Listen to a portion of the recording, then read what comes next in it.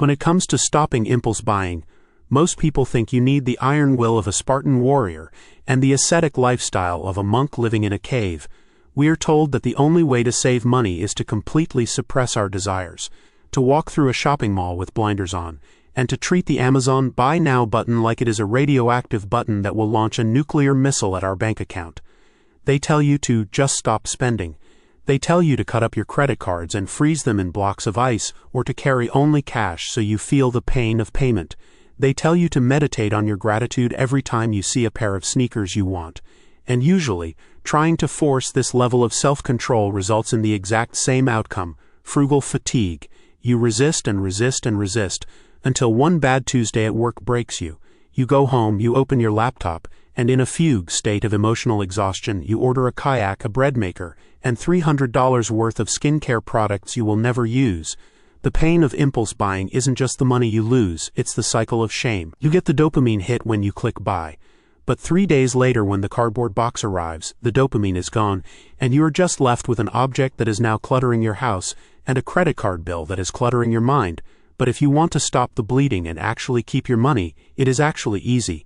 You don't need to ban yourself from shopping, and you don't need to freeze your credit cards. You just need to insert a simple, mandatory pause button into your life. You just need the 24-hour rule. So why does waiting one single day change everything? The logic behind the 24-hour rule is based on the biology of your brain. To explain this, let's use an analogy. Think of your brain as having two distinct operating temperatures, hot and cold. When you see something you want, let's say it's a new tech gadget or a jacket that is 40% off, your brain goes into hot mode. This is the primal part of your brain, the amygdala, lighting up. It floods your system with dopamine, the pleasure chemical. It screams, "I need this now to survive. This item will fix my life. This item will make me cool." In this state, your brain is essentially on fire. You are not thinking about your rent. You are thinking about the gratification. The cold brain, on the other hand, is your prefrontal cortex. This is the part of the brain that understands math, logic, and consequences. The problem is that the hot brain is faster and louder than the cold brain. The 24-hour rule is simply a cooling mechanism. By forcing yourself to wait 24 hours before purchasing anything non-essential, you allow the dopamine to fade.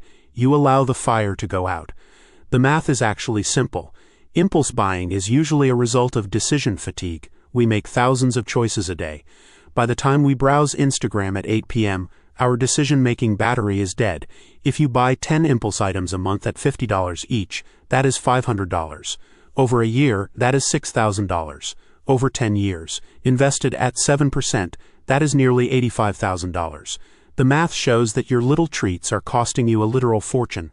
The aha moment comes when you realize that 90% of the things you want today, you won't even remember wanting tomorrow. The urge to buy is a temporary emotional spike, not a genuine need. The 24-hour rule proves that if you still want it tomorrow, it might be a real want. If you forget about it tomorrow, you just saved yourself money by doing absolutely nothing. Now that we understand the brain chemistry, how do we actually implement this without cheating? Step 1 is the easy first step, the Add to Cart quarantine. When you are browsing online, you are allowed to click Add to Cart. In fact, I encourage it. Clicking that button gives you a tiny fraction of the dopamine hit. It feels like you have claimed the item. But the rule is, you cannot click Checkout. You must leave the item in the cart and close the tab. Physically walk away from the computer or put down the phone. Here is a joke for you. Humans are the only species on Earth that will spend 3 hours researching the best $50 blender to save $5, but will impulsively spend $200 on a pair of headphones because an influencer said they changed the vibe. We are essentially toddlers with high-limit credit cards. We see, we want, we grab. The quarantine step treats us like the toddlers we are. It puts the toy on the shelf and says, "We will see how you feel tomorrow." Step 2 is the secret step most people miss, the hours of life calculation. During the 24-hour waiting period, you must perform a specific calculation. You need to convert the price tag of the item into hours of life. Most people look at a $100 price tag and think, "I have $100 in the bank, therefore I can afford this." That is wrong. You need to look at your hourly wage after taxes. Let's say you make $20 an hour. After taxes, maybe you take home $16. If you want to buy a pair of shoes for $160, you have to ask yourself, is this pair of shoes worth 10 hours of my life? Is it worth sitting in a boring meeting for 10 hours? Is it worth dealing with your annoying boss for 10 hours? Is it worth waking up at 6 a.m. and commuting in traffic for 10 hours? Usually, when you frame the purchase in terms of your suffering rather than dollars, the answer becomes a resounding no. The shoes are nice, but they aren't 10 hours of dealing with Brenda from HR nice. This step kills the impulse because it makes the cost real.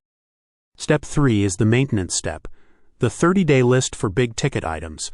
The 24-hour rule is for small things, clothes, gadgets, video games. But for anything over $100 or $200, you need the 30-day list. Keep a list on your phone. When you want something big, write it down with the date. If, after 30 days, you still want it just as badly as you did on day 1, you are allowed to buy it. You will find that for 95% of the items on that list, you will look at them 30 days later and laugh. You will wonder, why on earth did I want a sous vide machine? I don't even cook. The maintenance step clears out the clutter from your brain and your budget. It filters out the noise so you only spend money on things that actually add value to your life long term. Now we have to do the reality check. I can feel the excuses bubbling up in your brain right now. You might be thinking, but John, what if it is a limited time sale? What if the deal expires in 3 hours? I can't wait 24 hours or I will lose money. This is the most common trap, and it is entirely manufactured by marketing departments. We call this the scarcity fallacy. The rebuttal is simple. A sale is not saving money. A sale is spending money. If a TV is marked down from $1,000 to $700 and you buy it, you did not save $300. You spent $700. Marketers use countdown timers and only 2 left in stock warnings specifically to trigger your hot brain. They want to induce panic so that you skip the logical cold brain phase. They know that if you wait 24 hours, you will realize you don't need a new TV. If you miss the sale, you haven't lost anything. In fact, you still have 100% of your money in your pocket. That is the ultimate discount. There will always be another sale. There will always be another Black Friday. There will always be another Prime Day. The urgency is fake. The debt you go into to buy it, however, is very real. Another obstacle is the treat yourself culture. You might say, but I work hard, I deserve this. Yes, you do work hard. And that is exactly why you shouldn't waste your hard-earned money on junk that will end up in a landfill in 6 months. Treating yourself isn't buying a scented candle you don't need. Treating yourself is having a bank account that is full enough that you can quit your job if you hate it. Treating yourself is financial freedom. That is a much better reward than a new pair of pants. The 24-hour rule forces you to respect your own labor. It puts a barrier between the perfectly optimized marketing machine of the world and your fragile human psychology. It gives you the space to ask, do I actually want this, or am I just bored, hungry, or sad? Because usually when we impulse buy, we aren't trying to buy the object. We are trying to buy a feeling. We are trying to buy a vision of a better us. We buy the running shoes because we want to be the kind of person who runs. We buy the book because we want to be the kind of person who reads. But buying the thing doesn't make you the person. Only doing the work does that. And doing the work is free. So, to summarize, stop letting your emotions dictate your spending. Force a mandatory 24-hour cooling-off period for every purchase. Calculate the cost in hours of your life, and realize that if you forget about the item by tomorrow, you never actually wanted it in the first place. Anyway, I'm collecting donations in the form of subscribes to fund the next video.